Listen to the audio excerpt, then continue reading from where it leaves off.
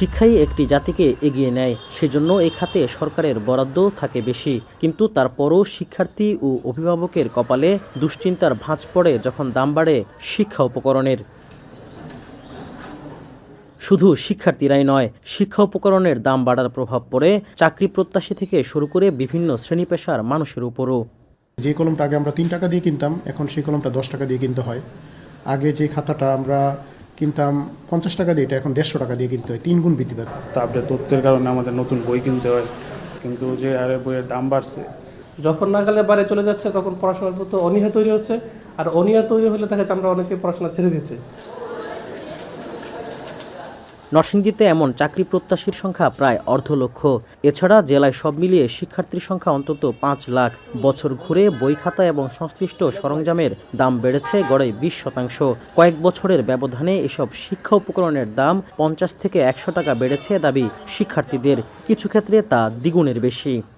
এত দাম দিয়ে বই কেনা, খাতা কেনা, পেন্সিল কেনা, তারপর হচ্ছে আপনার এই নিজের চলা, নিজেদের শিক্ষার যে উপকরণগুলো এগুলো কিনা অনেক টাফ হচ্ছে। সংশ্লিষ্টরা বলছেন, নতুন সংস্করণের নামে প্রতি বছর বাড়ানো হচ্ছে বইয়ের দাম। বাজারে আধিপত্য বিস্তার করতে বেশ কিছু প্রকাশনা সংস্থা বেছে নিচ্ছে অনৈতিক কৌশল। শিক্ষার্থীরা বিভিন্নভাবেই হচ্ছে যে ক্ষতিগ্রস্ত হচ্ছে এবং নানাভাবে তারা বিপদগামী হচ্ছে, অনীহা তৈরি হয় পড়াশোনার প্রতি। সো এটা বলাই যায় যে আসলে বই দাম বৃদ্ধির পাশাপাশি হচ্ছে যে শিক্ষার্থীদের ঝরে পড়ার প্রবণতাটাও এখন বেশি দেখা যাচ্ছে। ইন্ডিয়ায় যে বইটার মূল্য 100 টাকা, বাংলাদেশে সেটার মূল্য 200-250 টাকা। তো এই উপমহাদেশের বিবেচনায় মূল্য বৃদ্ধির এই প্রবণতাটা আমাদেরকে বই বিমুখ করে তুলছে।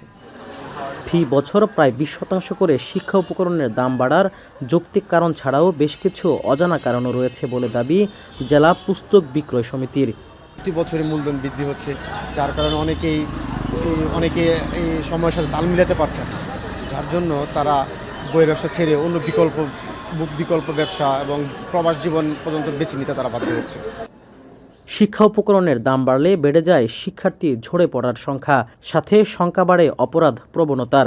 এমন বাস্তবতায় শিক্ষা উপকরণের দাম ক্রয় ক্ষমতার মধ্যে রাখার দাবি সব শ্রেণী পেশার মানুষের। রাকিবুল ইসলাম, এখন, নরসিংদী।